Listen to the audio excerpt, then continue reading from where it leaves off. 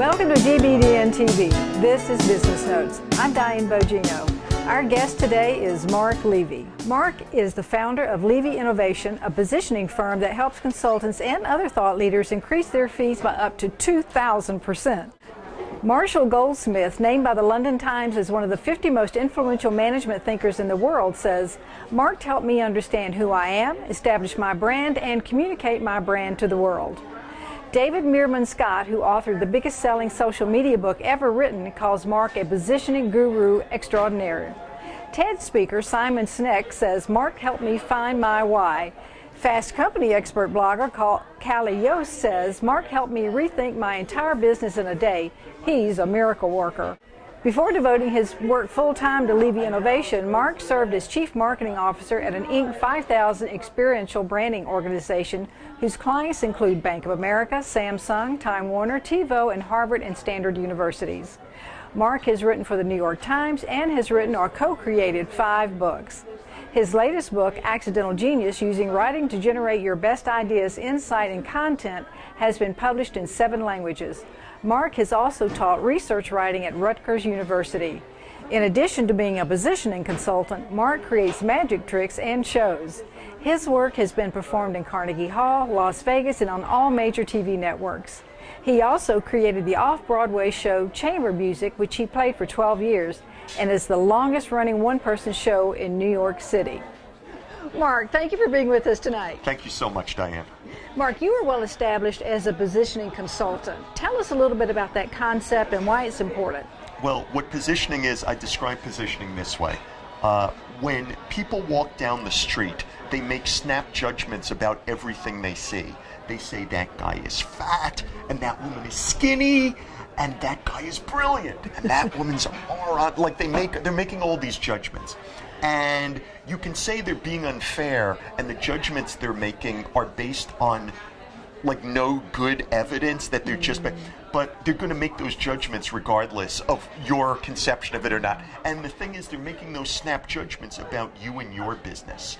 So what I do as a positioning expert is that I understand people are going to make those snap judgments, and I look at your business and I say, what's the biggest, sexiest idea about your business? And we elevate it to the fore of your business, so your business is all about that idea. That idea is the first thing that people see when they're going to make the snap judgment about your business. So they may not like that big idea, but you at least get the very best chance of stopping them and getting them interested in having a conversation, because you're making a snap judgment about your best idea.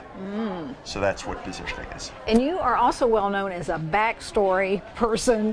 Tell us, tell us a story about one of your clients and what could we learn from that? Oh, sure. So a backstory is the story that substantiates that you were born to do what it is you do, or that what it is you do means more to you than just as a way of making money, because people don't want to be dealing with people who they think are just trying to make a transaction on them. It's like, oh yeah, ring the register, like bing, you know. They want to think that you're doing it for a better reason, or they also want to know that the work that you're doing, that they're going to pay you for, is appropriate for you.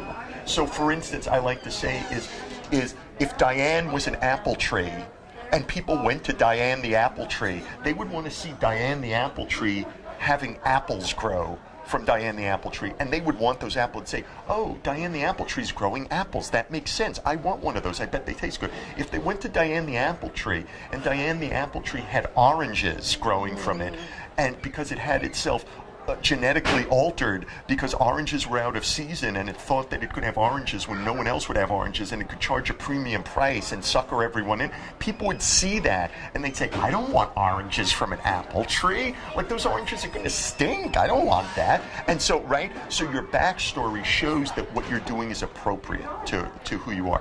And so you asked me a story about one of my clients. So one story. 8 years ago, a man called me named Bill Treasurer. And Bill said, Mark, I'm a management consultant. I do leadership development and team building workshops. Unfortunately, 300,000 other consultants do exactly what it is I do. So when I go into an organization trying to win the organization's business, I always go in like hat in hand, kind of hanging my head, because I have no real way of standing out from those other 300,000 consultants.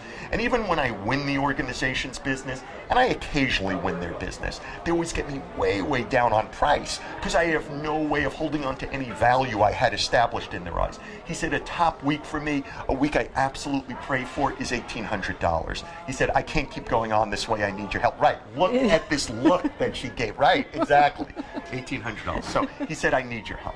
So Bill hired me.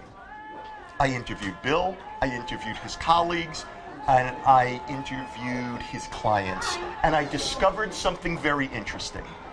Bill Treasurer, before he was a management consultant, was a professional high diver in theme parks. He would climb up a 9-story high radio tower. That's a ladder 9 stories high, standing by itself. When he got to the top of the 9-story ladder, he would spray his body with gasoline, he would light himself on fire, and he would dive 9 stories into water. Over the course of 10 years, Bill did that 1,500 times. He was so good at being Captain Inferno that the theme park Bill worked for named him the captain of an entire team of Captain Infernos that went up and down the East Coast performing this gig. But the most interesting thing about Bill Treasurer, he was and still is afraid of fire. Right. Heights. Right. Fire. I'm sure he didn't like fire either. But he was afraid of heights.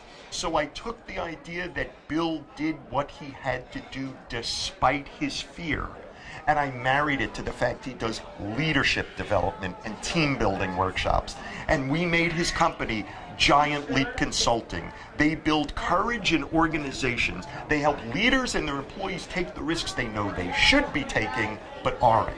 So all of his keynotes, all of his workshops, all of his consulting started to revolve around ways of driving fear out of the workplace so that people could take the most significant risks they had to achieve their top goals. So what happened for Bill, because of this repositioning or this taking of his backstory and leading it, making it what his brand was about?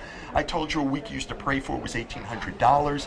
He can now make $10,000, $20,000, $30,000, even $40,000 in a week. He's had several $100,000 months. He's booked months in advance, and his latest book came out, a very popular book from Barrett Kohler. The title is called Courage Goes to Work. So he speaks about that book, Courage Goes to Work. So that's the idea of finding the right story that substantiates what you do, is meaningful to you, and you were born to do it. And not every backstory do you need to light yourself on fire. Do not light yourself on fire or die from 9 stories anyway. Right. It was only appropriate to Bill. But other people have backstories based on where they were born, that they can deal with a certain type of people, or, some proclivity of it. There's all kinds of backstories. Well, I know now that my audience is dying to hear how they can do their own backstory. Right. So the key with finding the right backstory, are you listening? I know you're not listening, but are you listening? Yeah. Is rather, some people have a definitive backstory, like a big backstory, but many times they don't. So the way to find a backstory for you is to not try to find a single story. It's to first write down all kinds of stories that come to you that somehow substantiate in some way why you're doing what it is you're doing. It could be a story about a problem that you overcame. It could be a story about how you became obsessed with an idea.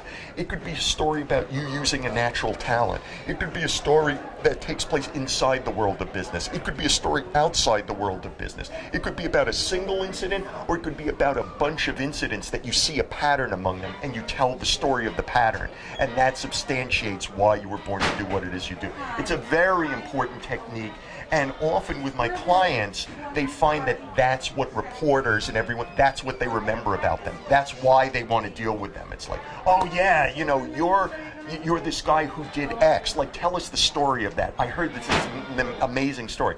So backstory can be very important. Right. Now, you also coach people on how to write books, and I understand that some of your clients have actually written bestsellers So what would be your best advice to the audience to write a book that sells? Right, right. To write a book that sells, paradoxically, the last people you should think about is your audience. You're going to think about your audience anyway because books need audiences, right? So we're going to get there. But people come to me and they say, I want to write a book. And I say, what kind of book you want to write? And when they start telling me about the audience, oh yeah, here's the kind of book I want to write. So here's who my audience is. Here's what my audience is reading right now. Here's what they find valuable. Here's what I think I could sell to them. Here's how I can be an expert in their eyes. I tell them to stop because that's the wrong place to look. Because they're misguiding themselves. They're going to send themselves off on the wrong trajectory instantly. Because for a few reasons. If you think about what the audience wants first, the audience is only going to tell you what the audience already knows, what they've already seen, what they've already read. So instantly, all your thinking is going to be commoditized, me too thinking. It's going to be stuff that already exists because your audience only knows what already exists. So it's going to get you commoditized instantly, like just bland and ordinary. The second thing is that the people in your audience, understandably, have their own goals for life, as well they should. But their goals for their business and their life don't necessarily all sync up with your goals. As a person, as a business person, as an artist, as a parent, like all these things, you have goals that could be different from your audience. So if you look just at your audience's goals, you're gonna corrupt yourself, bastardize yourself, trying to fit into their goals, and it's gonna send you away what you need to be doing for you. So the very first thing you need to do is to forget your audience and first take an inventory of what's important to you, the things that have organic meaning to you. And I won't go, I have all kinds of methodology around this, but it needs to start with you first, and only after that you say, what is the most important thing I have to teach? How is my audience like everyone else? How is my audience different from everyone else? What's the most important thing I have to teach them? And what are all the things I have to teach them? But first it starts with you and not the audience. Oh, interesting. And you're the thought leader, right? You're not following they're following you. Right. So that means you need to come up with it. It's your meaning, it's your life. You tell them what needs to happen, and some people will like it, other people won't. But the people like it will love it. Good. So on your website, you've got a book entitled List Making as a Tool for Thought Leadership. Yes. Tell us about that, because it's free, a free ebook. Right. You don't even have to leave your contact information for it. Yeah, it's right at the top. List Making as a Tool of Thought Leadership. It's one of the techniques I use with people when we're working on branding or when we're working on their books. It's the idea that or to be a thought leader. Let's say they want to write a speech. I have some clients who are TED speakers and things, so what kind of speech should I write? So people often get locked into one viewpoint on things.